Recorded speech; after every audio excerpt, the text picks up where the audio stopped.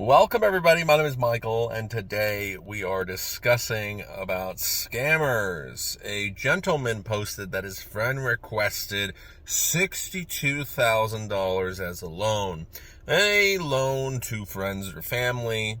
Well, it's always risky if you have no idea if you can trust that individual. But if you've known them for a while, and especially if you've done loans before, there's nothing wrong with it. I mean, friends and family should be the first place you go to, because when you go to the bank, they're going to charge you interest, and maybe your friends and family will charge you interest, and maybe you might offer to pay interest to smooth things over. The only thing is, if you start talking about any amount over $1,000, unless you know that family or friend pretty well, or unless they're really rich, but even in that case, you still have to have massive faith that someone's going to be able to repay $2, $3, $5, $10,000. That's a pretty big ask. Unless you have built a massive reputation, it's still a little tricky, even asking a bank for that amount. Now, once you start going above that, and for example, like this guy posted that his friend wanted $62,000 to loan off of him, the friend was like, what? Like, wait, what? First of all, who has $62,000 just lying around like, okay, I can loan it to you? I know this is a big ask of the friend, but probably I'm guessing that first of all, they have money because, well, you have to have money in order to be able to ask that. And I mean, there's plenty of people who I know that don't even have $1,000 that I wouldn't be able to ask over that.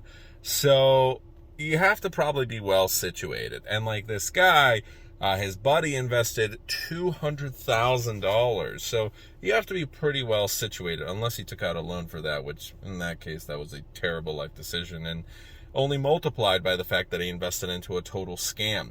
So there's an actual exchange called CoinList.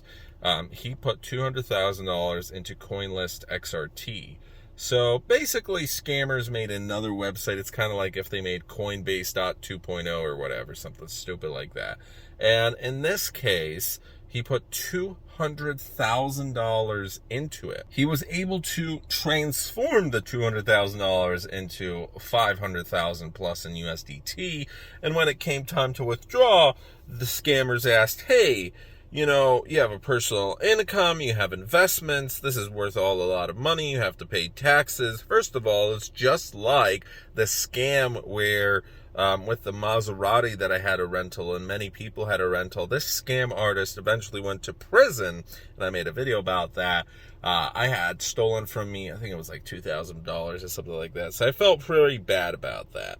And it was a terrible feeling. People lost even more. But this guy acted like the police, where he was giving out tickets, except he wasn't giving out tickets. But the consequence was worse than a ticket. Oh, yes, you went over the speed limit. This vehicle was GPS monitored. So for that, you get to lose your kautia, your deposit. And similar case in this, nobody besides the government, besides an actual official, could ask for taxes. So why are they asking for taxes? Oh, it's because they're a scammer. So massive red flags from that, but the friend probably was desperate because he wasn't even thinking about $200,000 at that point. He's thinking, oh no, I'm going to lose $500,000. So that's why he was willing to ask for a $62,000 loan. So the money's definitely lost. Forget about 500,000, forget about 200,000, forget about even a single dollar. All of it is gone. This is just another scam, although a different scam than, for example, Laser Online or Control Finance, Regal Coin. There's thousands of these. And every single one, there's high HYP schemes and pyramid schemes. And there's scam websites like this where they're posing as a exchange, and this is just one of many where they are promising probably high rates for lending, for staking. I don't know exactly what happened in this case, but maybe if he was able to turn 200,000 into 500,000, Probably it's more reasonable to assume that instead of acting like a real exchange, they were just promising staking rewards, because I'd be very surprised if they were acting like a real exchange and he was actually able to exchange coins and buy USDT and whatever, because that just takes a lot more work. Because if you just set up a website and you promise guaranteed returns for, well, lending, staking, whatever it be, all you have to do is just, hey, send us some Bitcoin, USDT, Ethereum, whatever, send us $100,000 and you're golden.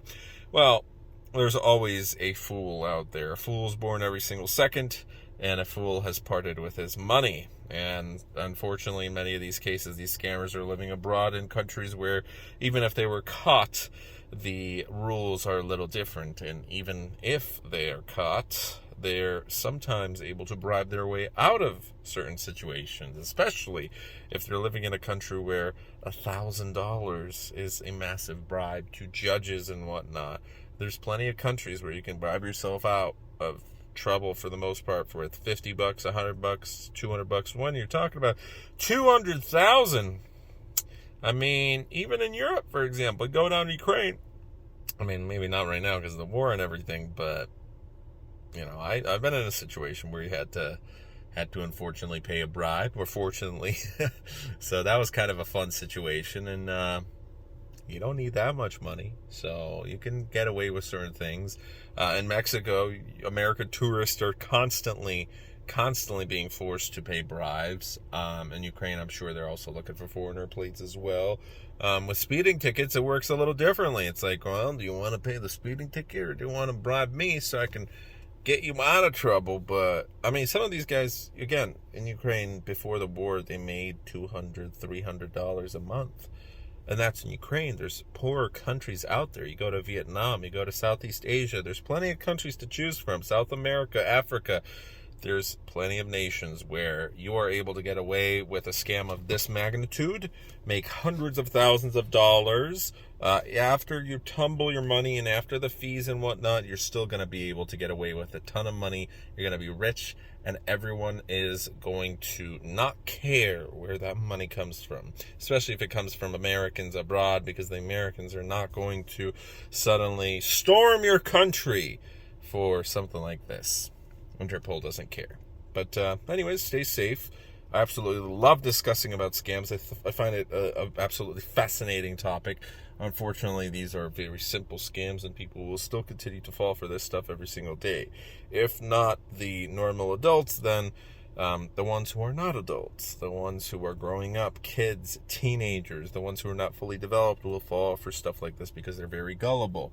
And maybe the elderly, maybe the senior citizens who are beginning to lose their minds slowly, you always hear about them getting scammed too. So it's unfortunate, but the number one thing to prevent this is education and sharing stuff like this, so more people know. Not to assume that probably none of you guys have fallen for this stuff, and I would hope that all of us would be able to avoid situations such as these, but maybe someone in your family, maybe some friends that you know of. Anyways, everybody in the Reddit thread said, hey, this is a massive scam.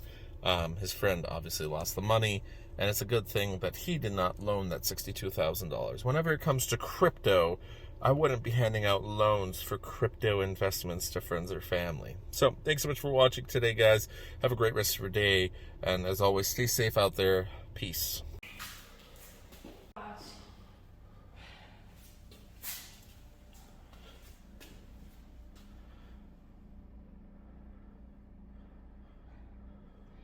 Gamoniu chcecie wpuścić na żywo